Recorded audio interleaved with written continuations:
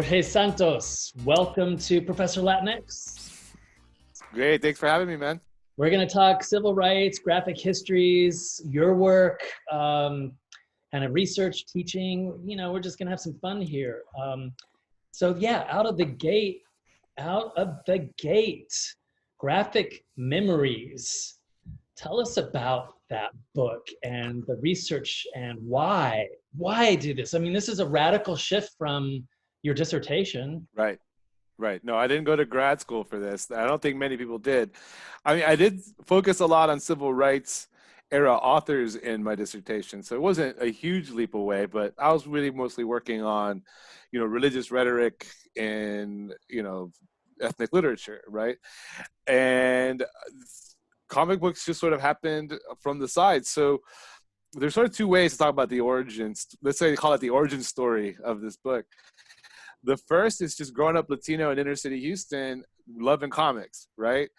I think like a lot of people, my father made, I think, the classic mistake of banning comics because they were trash literature. And that just makes them more exciting, right? So I had a bunch of Latino kids who grew up reading X-Men, and I actually talk about this in my epilogue, and they turned me on to X-Men. And at the time, feeling like you were a spectator in society, like an outsider, you're an immigrant kid, you're poor, like I had to go to like rinky-dink church house schools, like I looked up to the poor Catholic schools, like, wow, those are cool, like that sort of thing.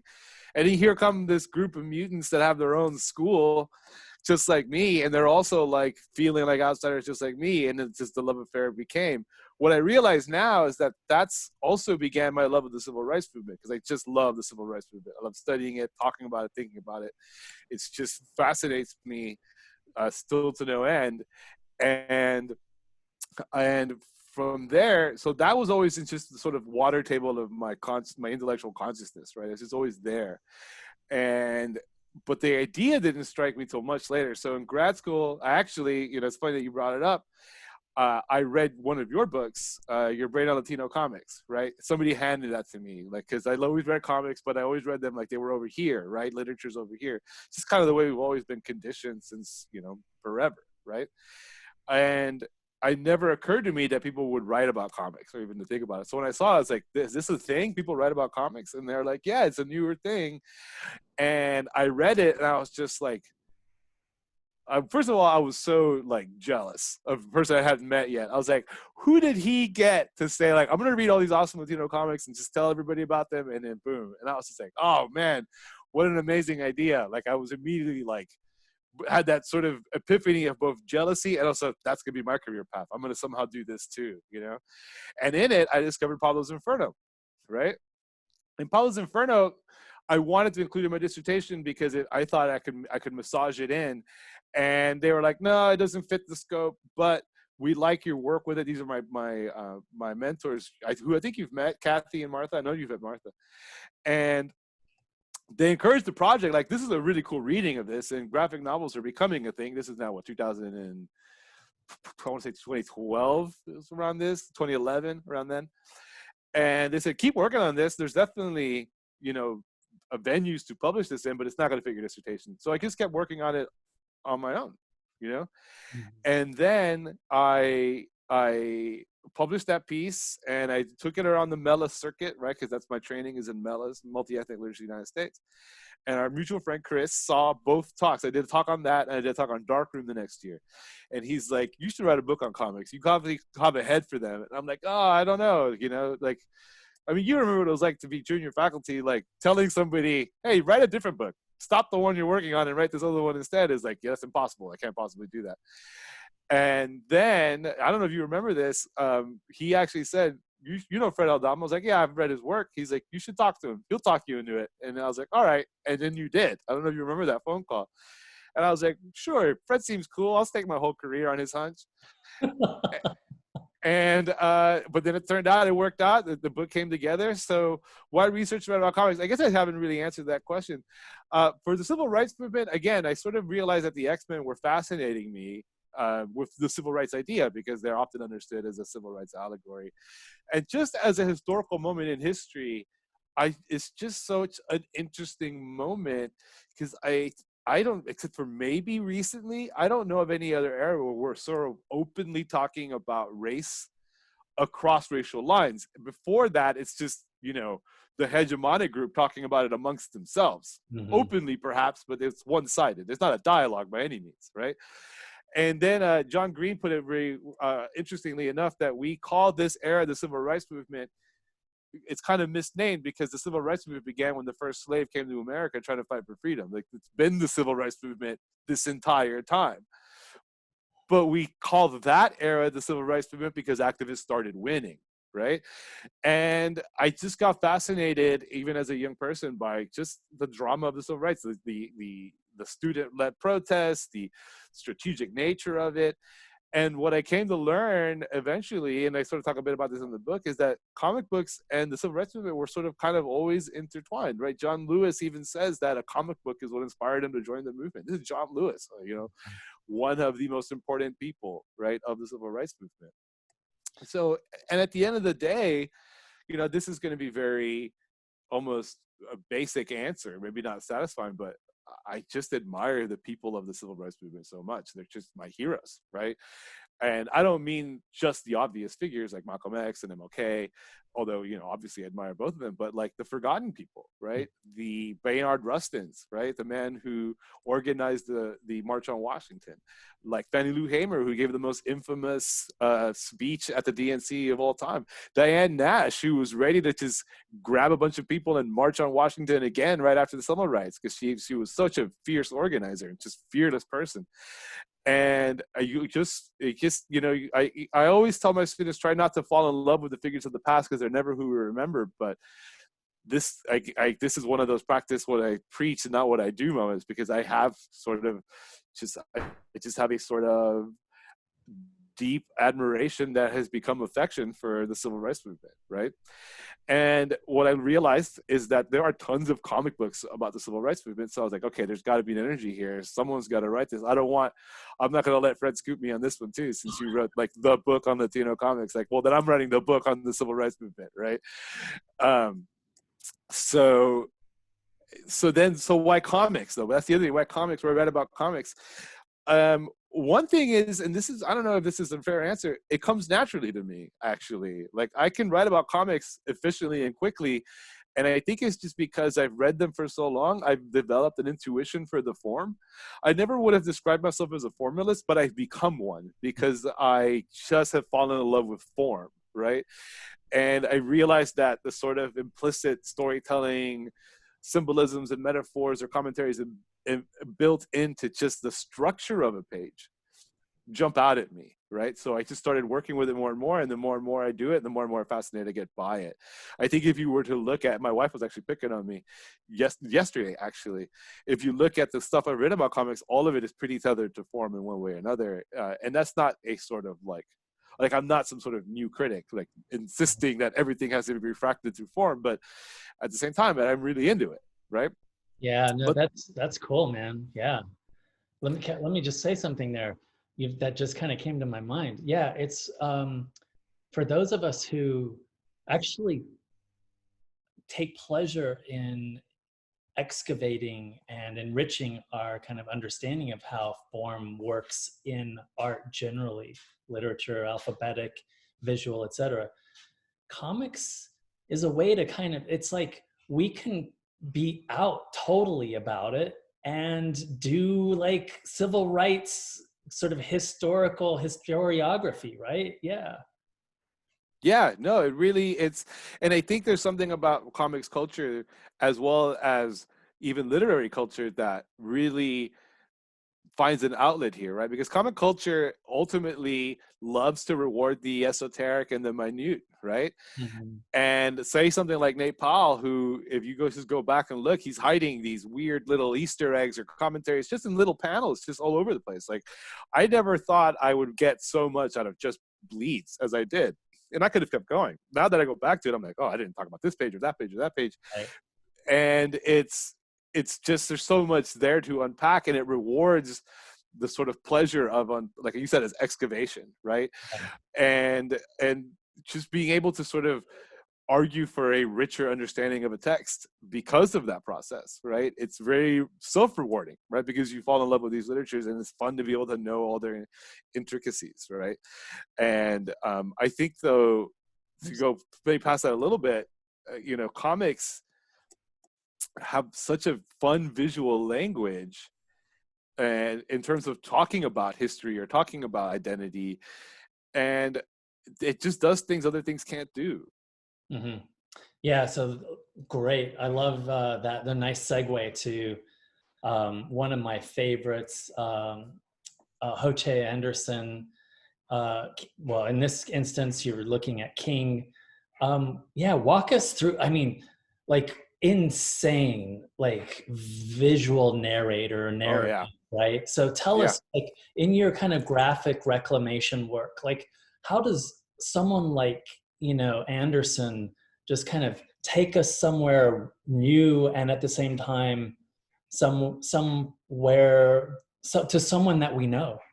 Right, right. No, and both manages to like give us a new understanding of a familiar person through MOK, but also ending with very little understanding as part of his project. And Hoche, I don't know if you've met him or talked with him. He's a, Oh you yeah. know, he's a great guy. He's a fun character, you know, doesn't like to answer the same question the same way. Like he's just loves to jump around, as he calls it. This is his playground book. And for those of you who aren't familiar, King is a retelling of the life of Martin Luther King, but it's told through these visual mediums that are just every kind of art style you can think of. There's classic comic 9-panel grids, there's abstract painting, there is cubism, there is documentary style, there's collage, there's distorted photographs. And if you ask him, he'll say like, I just threw in whatever I felt that day. And in my head, because I love King so much and it's such a puzzle, and in my head, I'm always like, bullshit, I don't buy that. Like, I don't buy that these are all random choices. Like, there must be, and even if they are, as Scott McCloud said, there's no such thing as a non sequitur, right? Even if you didn't intend anything, the reader has equal authority to find the meaning then, right? And so I just wanted to look at how he was using all these visuals to both defamiliarize a familiar story, right? Because MOK is like the king of the civil rights narrative, right? He's the American Jesus, right? He died for our racial sins. And how do you make that person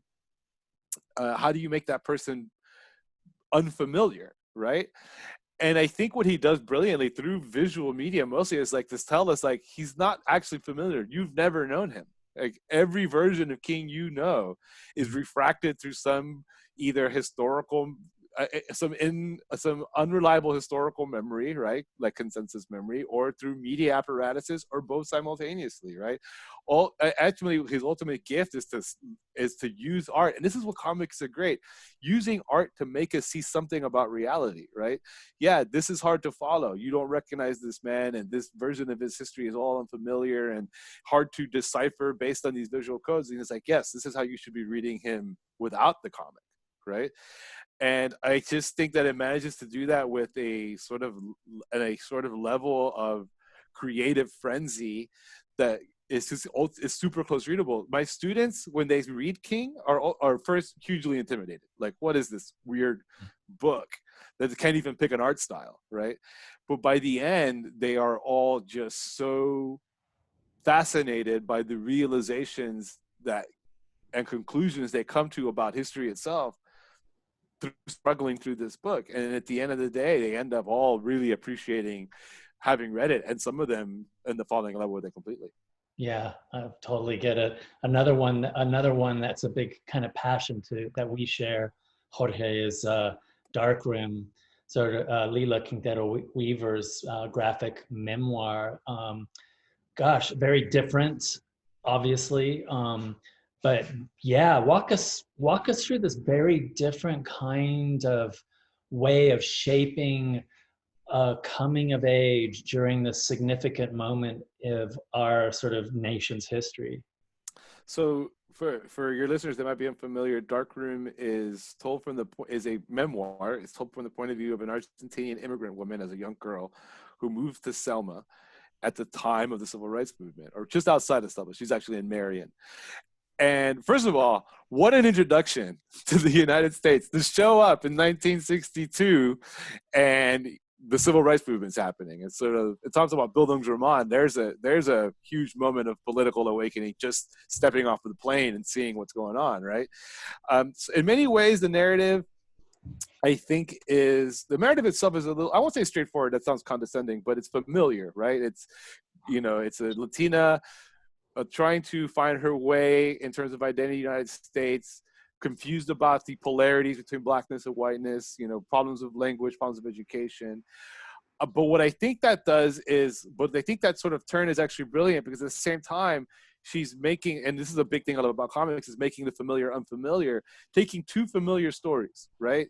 The story of the immigrant making their way through the United States, and the story of the civil rights movement, but putting them together recontextualizes each in a way that refreshes both, right? So just in terms of a narrative, I think it's great for that. It makes it, and this is always a big thing with me, is it's super teachable for that reason. I have put it in so many different classrooms, and it reads different in each one, right? Or as the parlance of our time, it hits different each time, right?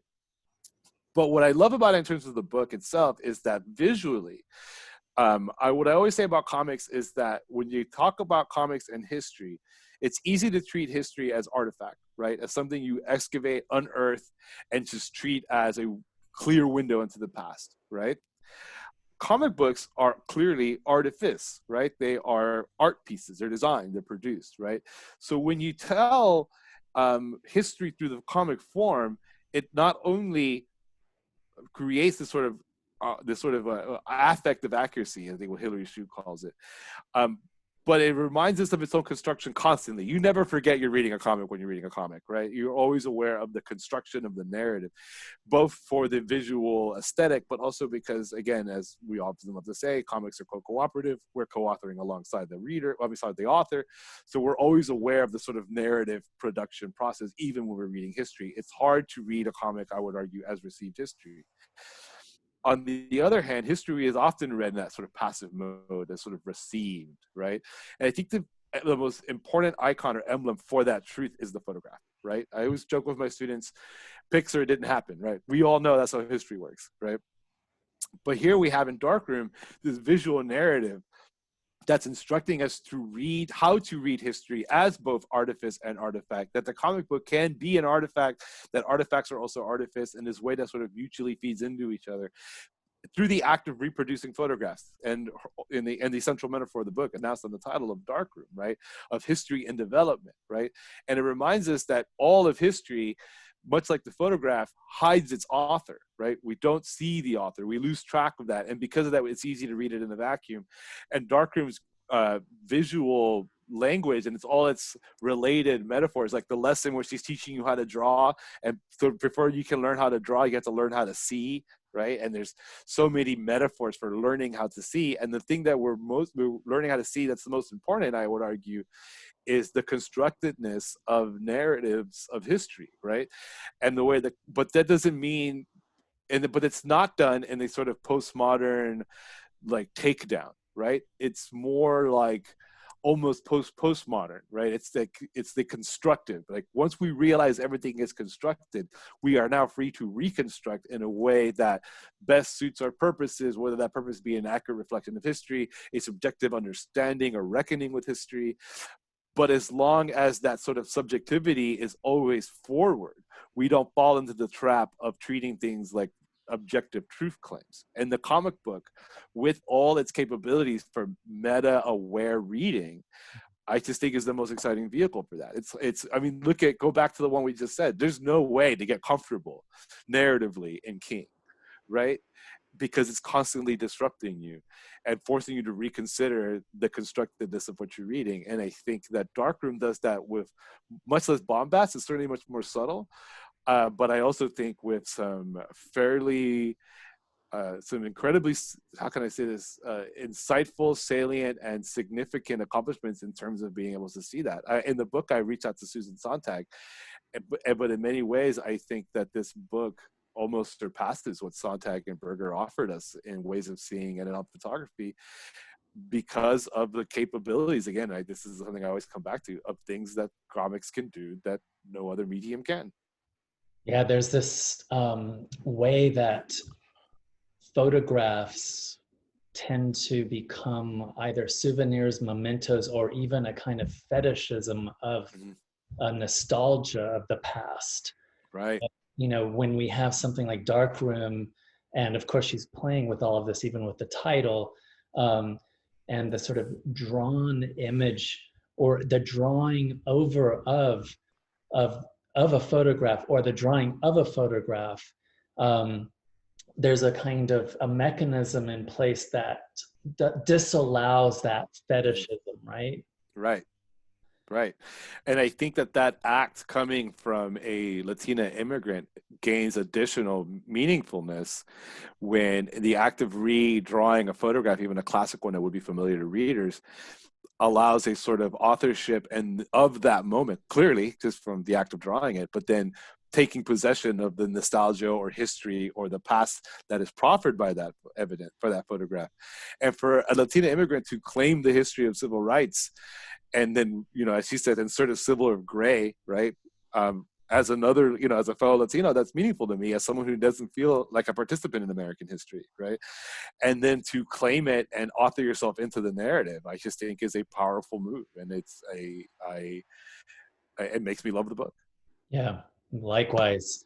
Um, for graphic indigeneity, a kind of a whole new space that we're sort of collectively opening up.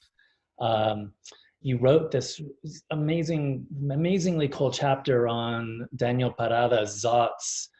Tell me what, I don't know, some surprises there, things that you would like to share with those who are kind of not yet in this space of realizing the kind of great creative power of comics, written, you know, drawn imagery, storytelling within the Americas, specifically the indigenous Americas. I think that, well, in terms of surprises, right, something that might find surprising is perhaps just sort of showing people, pulling back the curtain about how this stuff works. I wrote this article because you basically dared me to. Like, he's like, you could probably do this. You feel like this is with you. You got this. And at this point, I was like, well, you commit to write a book. I guess an article isn't such a stretch, right? So the first thing is like, all right, where do I start? So I'm trained in Melis, so I have some, you know, in terms of theoretical approaches, I have ways into indigenous literature. But I was looking like, where's my way in? And I started reading, you know, up on the field, and you gave me the great book. You gave me the great recommendation. Parting the Waters, Textual Continuums. I forget the name of the author, but shout out if you're listening because your book is great. And it has that notion. Well, first of all, it goes back to the history. So the central tension, I guess we'll call it, in terms of indigenous literature generally is, at least that I discovered, and I say this with some with acknowledgement that I'm somewhat of a novice in the specificity of this field, although I haven't been part of related fields for quite some time, particularly through the Latinx field, right? That touches this quite a bit. And that is the tension between written codes and oral codes, right? So the first being that written codes and but the tension between those codes reaches back to colonial experiences, right? Oral is associated with the savage, with the primitive, and then the written with modernity. So to write in indigenous literature can sometimes feel like a colonial act, but then how do you transmit orality? How do you then, escape the trap of figuring orality as a form of primitive, or inverting it, right? And just recreating the binary. Well, now orality is the authentic, and now the written is somehow inauthentic, and that doesn't get us anywhere either. So the continuum that I was talking about tries to find ways to reorient the way we look at written oral codes as a co-constitutive, as reinforcing each other, as not opposed, right? Trying to return us to an interpretation of those modes as syncretic as opposed to opposed or oppositional. And the first thing I thought, and maybe this has become my go-to move, is like visual codes, multiple registers of voice happening at once, forms of orality. That's a comic, right? And the more I read it, the more I started looking around, and the more I see that reality coming forward. And other people have noticed this too. There's actually now, I've discovered a rich tradition of balancing the written and the oral, or if you prefer, the visual and the spoken, through the comic form, right? Because the tension between codes is exactly how comics function. So I thought, like, well, maybe the comic might be a vehicle towards recreating that problem, right? Reaching a synthesis between the written and the oral that isn't treating them as oppositional. And I thought Zotz just did it magnificently, right? And many times it's inverting their values, right? Sometimes the oral is the one that attempts to say a more, how can I say, a traditional form of communication, and the written can be the sort of more modern, but sometimes that is inverted, where the written becomes the primitive, or I hate to use that word, but, or the oral becomes the more modern, right? Mm-hmm. So having them play each other's roles, but more importantly, having them be simultaneous authors in the creation of a literary product. In this case, a reimagining of Aztec history, having repulsed the colonial Spanish, right? And what I discovered is that there's a lot of potentiality there, and it's being actualized by certain authors. Now, to what extent that is a deliberate choice, I think in Zotz it is, and to what extent it's simply just a obvious manifestation of what the graphic form can do, I don't even know if that's an important question, right? It's happening. There's lots of energy there, and you see something happening that's incredibly unique, and I think is finding a ways to find its way out of the old traps of what prose alone can do. And when I say that, I don't mean to reject prose. Like, I think a lot of people sometimes think, like, oh, do you even still read novels? Like, yes, quite a few of them. I love novels, right? This isn't about creating a hierarchy of form so much as it is about taking advantage of the tools available to you. Mm-hmm. Yeah. Chris Teuton, Deep Waters, right? Yeah. That's the one. That's the one. So shout out, Chris. Shout out to Chris Teuton. I loved your book. It wrote my article for me. So teaching, of course, that's a big part of our lives, right? And how do you, you're in a fairly traditional English department, as Right. many of us are. How do you kind of bring that in? Are you doing courses just on comics? Do you bring comics into your, your literature courses? Yeah, tell us about that. 100%. I actually started by introducing some comics into my literature courses. Part of that was for me, splicing comics into paradigms of thought I was already comfortable in, right? And what I discovered is in doing that is, one, it super enriches your syllabi, right? Two, is a hunger for graphic novels out there. And in some ways, because, like, say, so I'll use an example of one of the ones I did first that sort of changed the way I teach, just introducing this one book, and that is Hernandez Brothers, specifically the Palomar stories, right? So one of the first times I taught Latinx literature, one of the criticisms I got in my CEFs, which were mostly positive, CEFs, my reviews, my evaluations, was that, like, every narrative is, like, dour, right? Like, it's easy to fall in love with historical trauma when you're talking about, a course that's built around an identity and the challenges facing that identity, right? And the Hernandez Brothers let me change all that up, because, as you know, the La Palomar stories are just wonderfully varied in tone and takeaway, in representation, right? I think that book in particular does through just a simple inversion of the typical gender hierarchies of the way we would imagine a small Latinx community. And for those of you who don't know, it takes place in Palomar. Imagine Central American small town, even a village. That's a matriarchy, right?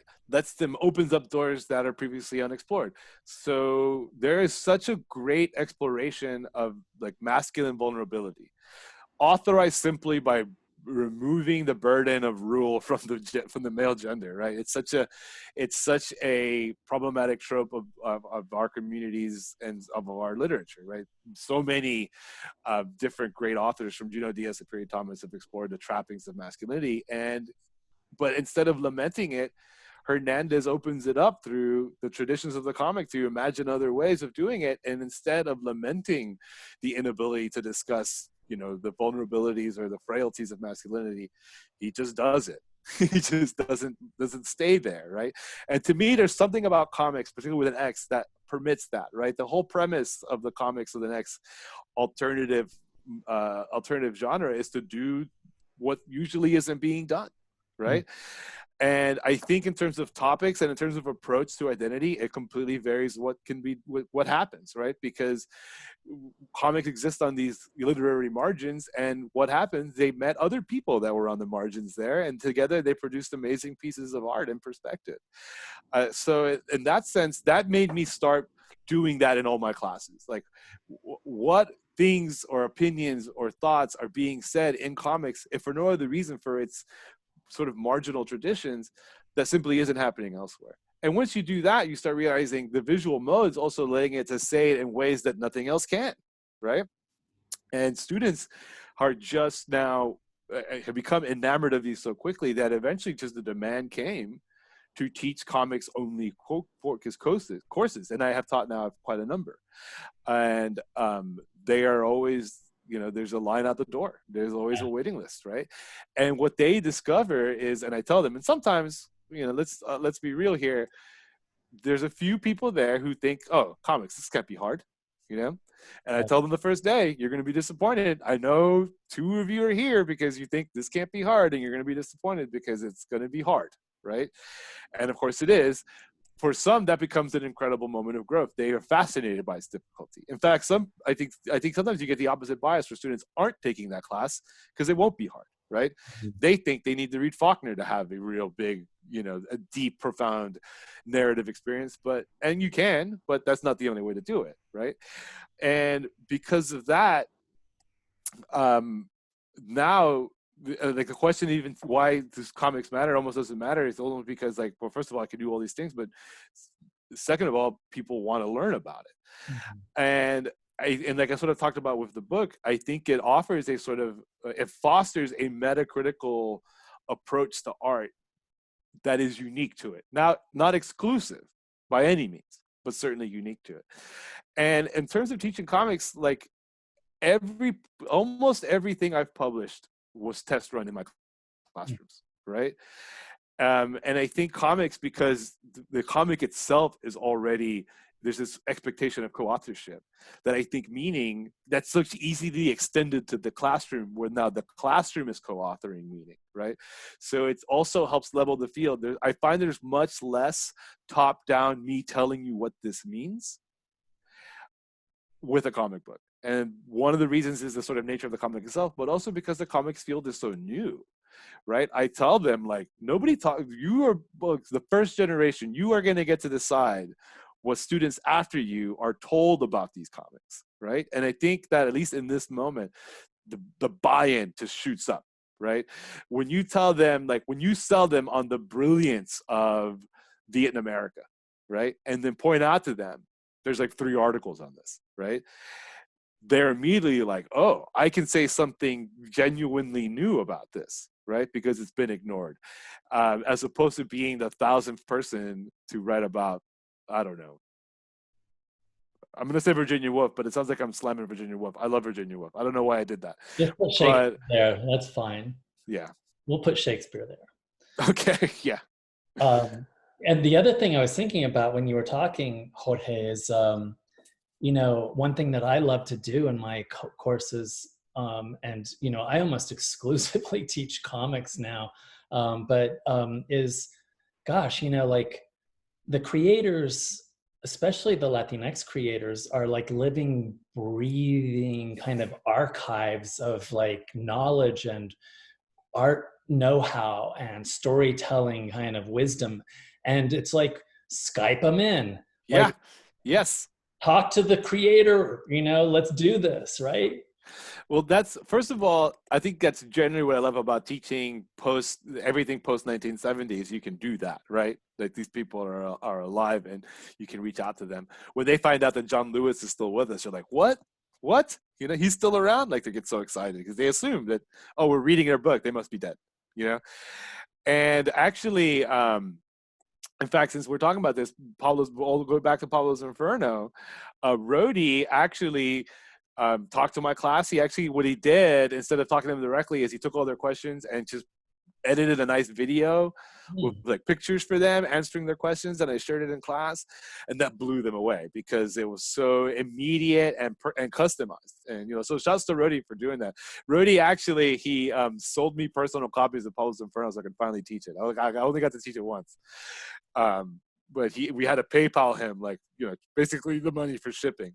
Those are like gold. You do know that, right? Yeah, no, I have my 2 sets, and my students all have theirs. They probably don't appreciate what they have, especially because I probably email him once a year, bugging him like, "Hey, when's this gonna come out? When are you gonna finally colorize this? When are you do? When?" Yeah. And he always is like, "Soon, man, soon," and then he doesn't because he has a productive literary career and he's not going back to his fun indie project that 1,000 people are obsessed with. But I'm not gonna quit bugging him until he does it. Yeah, me too. I'm there with you, bugging him. I think it might be either with my Latino graphics series or um, I think Abrams is like gonna, jam it for him. So, and they'll bring in all the colorists to do that work for him. But you've kind of already shared some of your methods. Is there, I mean, what is the Jorge Santos trademark? Teaching, thing that you do. What's your thing? What's my thing? Oh man, wow, that's a good question. I got to think about it that way. What's my hook? Honestly, like what I find people really like is this is gonna sound almost simple. Like there's no hook. It's a sort of an affect. It's just be in enthusiasm. Like students respond to enthusiasm. If you authorize them, especially with comics, right? If you authorize them to geek out, they're gonna geek out, right? So my go-to though, I guess, in classroom practice is like the story of a single page is what I call it, right? As Spiegelman has said, I think most famously, he's not alone in this, obviously, but that the single unit of meaning in the comic is actually the page, right? So the thing we'll do most is just sit down and break down a page. And at first, they're like, we're just going to talk about this one page. I'm like, watch. Let's break this page down. Let's see how much we get out of it. And by the end, we've talked about 3 pages, right? Out of the 75-page section I had them read, mining it for theme and for meaning. So my go-to is talk about this page and this page only. You're not to reference any other page, just this page. What is the story of this page, right? And how is it being told? And when you get them to focus that way, what they realize, like, oh, I've essentially taught you how to close read, right? Like this old nugget, right? But it works, right? This sort of detail work. And so the combined, like, and I'll tell them, we don't have to say something intellectual about this. Like we can just admire it. Of course, in my head, I'm like, I got to do that work. I got to get this to a takeaway that builds out to something other that isn't this neat, right? But we can start there. In terms of pop culture, in particular, what's fun about, say, something like the X-Men, right? And I just did a unit on the X-Men in my civil rights and visual memory course, right?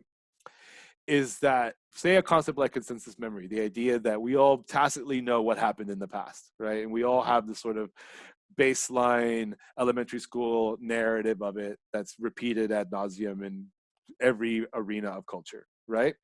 Say like the life of MLK, just for one example. With comics, and I'm borrowing a little bit from Wami Fawaz's book, New Mutants here, at least this ethos, not necessarily the argument, although I do like that book, is that with comics, particularly serialized comics, it's almost like you can see consensus memory forming in real time, right? Like in a time-lapse way. Like there's such neat time capsules, especially the Marvel comics, as you see Stan Lee actually responding to readers and be like, oh, you like that? Well, let's give you some more of that. Or I didn't intend it this way. And openly discussing what comics should be doing and accomplishing, right?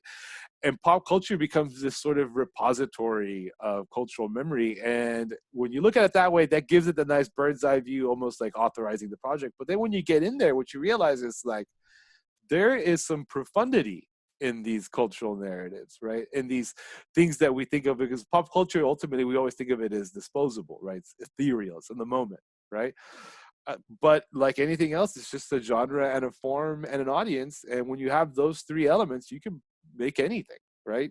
You can do the ethereal, poppy, not expected to last literature and create something permanent on accident. You can also realize there's a space here to create something special, do that as your motivating ethos, and say something important that's not just interesting from a sociological perspective, but powerful from a narrative one as well, from a, like I said, like from a place of form, right?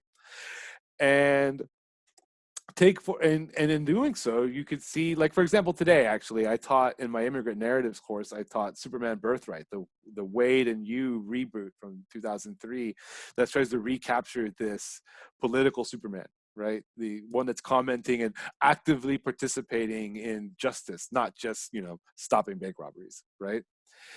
And there's two ways to think of that. First of all, there's the sort of sociological aspect of where are we in 2003 that we need to bring back Superman and refashion him for a modern age, and how is that shaped by the politics of its moment, right?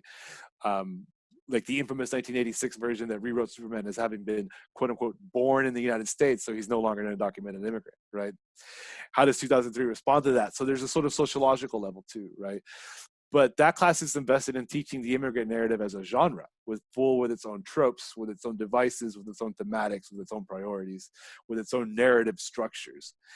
And what they see is that Superman Birthright is an excellent manifestation of the immigrant form, not just commenting on a sociological moment, right?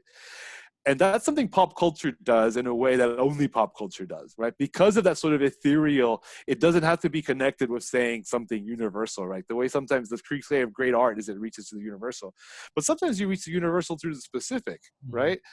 And I think that what they realize is that this ultimately pop culture story that came out over, one issue at a time over a course of, I believe, 12 months, has as a sort of narrative manifestation of a literary tradition is fantastic, right? Particularly in the way it's subverting a form it doesn't even announce. The word immigrant doesn't appear at all in the comic, but we all know what is being said, right? Particularly you're familiar with the immigrant literary tradition it's reaching out to, but it's also saying something interesting about history, both in revealing itself as an artifact from 2003, but one that's answering to a previous artifact in 1986. And that's, I think, something that pop culture does particularly well. Mm-hmm. Yeah, well, next time I'm in the neighborhood or you do an online course, I'm signing up. Well, you're welcome to Skype in next week when I talk about Logan as an undocumented immigrant drama. Ooh, wow. Okay, that sounds good. I'm there. All right, so yeah, what's next for you, Jorge? And how, yeah, what's next? And these series of images here, what's going on here with you and your kind of your worldview and your spirit? Oh, those are all huge questions. Like everybody right now in their spirit, I'm just trying to do my part to make sure that, everybody can be well, right? So my spirit right now is vacillating between stir craziness and this sort of almost like unearned, this unearned admiration in myself for the sacrifices I'm willing to make by just staying home and reading comics, right? But it has offered me opportunity to start working on my next projects, right? So in terms of stuff coming out now, I got a really cool article coming out now with a collection from Rutgers. I forget what it's called. I should have looked that up. I think it's called Mixed Race Superheroes, looking at how is Afro-Latinidad represented and understood in Miles Morales comics. And okay, yeah, that's I'm glad you got that project. Good, yeah. No, it was super fun to write. Like I had a fun moment reading it, and because as you wrote in Latinx Superheroes, we don't always have a ton of options when you're Latino and choosing superheroes, right? It's sort of to identify with. Not that you'd have none, but I think the magic of a Latino, even Afro-Latino, I'm not Afro-Latino, I don't identify as Afro-Latino, but still Latino nonetheless, an Afro-Latino Spider-Man.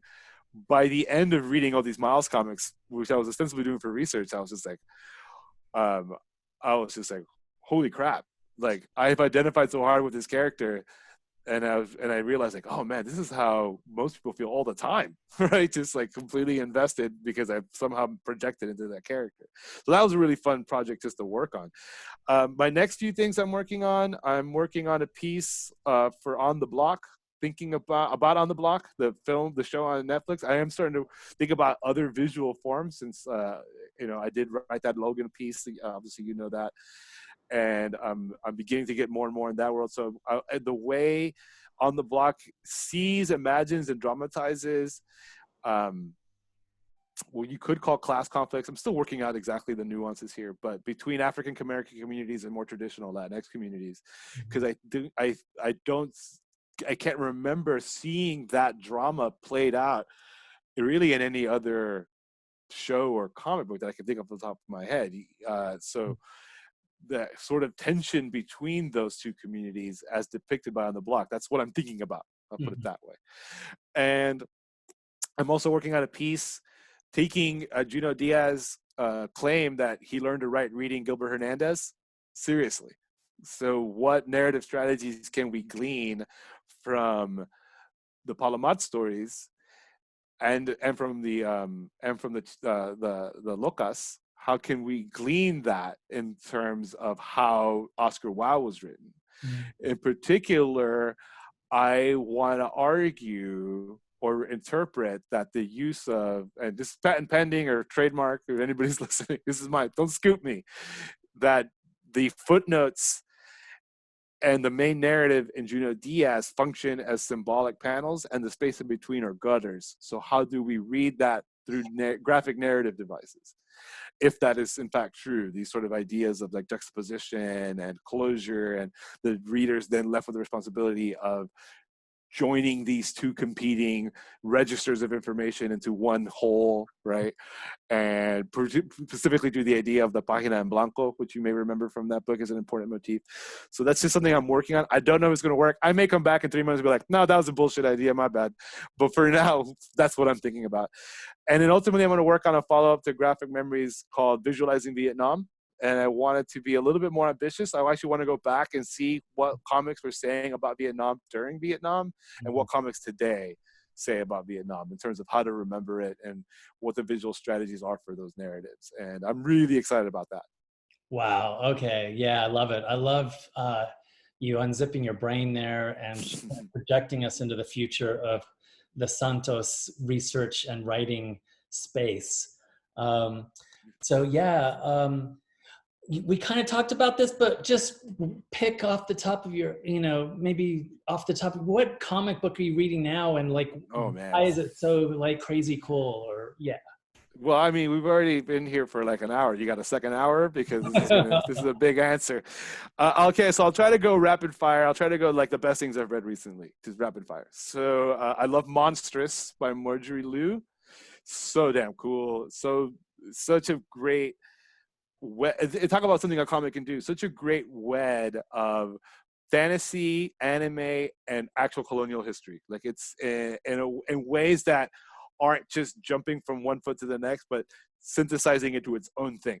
Like you may not recognize any of those three elements, right? The history of because there's so many anime tropes present in it, right down to the protagonist with a monster trapped inside her that she doesn't understand, right? There are so many shout outs to the East-West divide, right? In colonial history and Orientalism.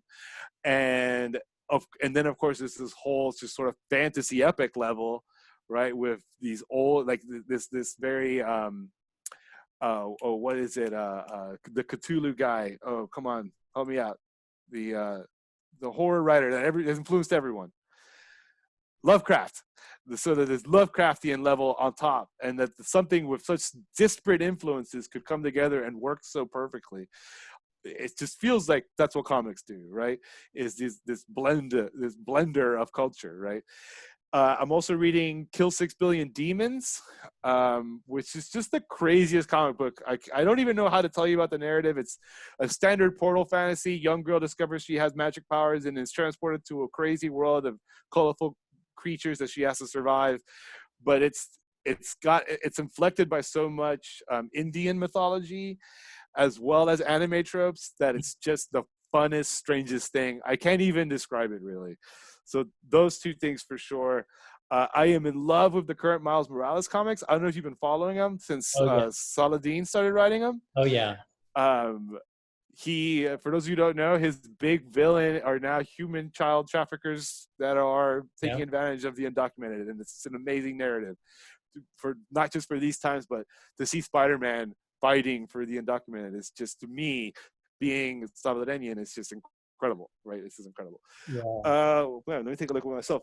This is not a comic book, but The Talented Ripkins, I just started that, which is using superhero tropes to retell civil rights history. So two of my jams right there, and it's almost a cliche that I would like that book. And I just cracked open Michael Chabon's Cavalier and Clay, which is, of course, narrativizing, all the 30s comic book industry. Those are the ones at the top of my head. Oh, wait, and of course, the new X-Men comics. House of X, Powers of X. Jonathan Hickman should just be given the keys to the whole Marvel kingdom, because he's just, everything he does is so cool. Awesome. Well, Jorge Santos, thank you for joining Professor Latinx and this video cast and opening your brain and your wisdom and your expertise, your attention, your sensitivity to comics and pop culture, and the way we can bring that into our classrooms, our research, and our life. Thank you. Hey, and Glado Pues, and I wouldn't be here without your sort of mentorship and gentle bullying. So I thank you as well.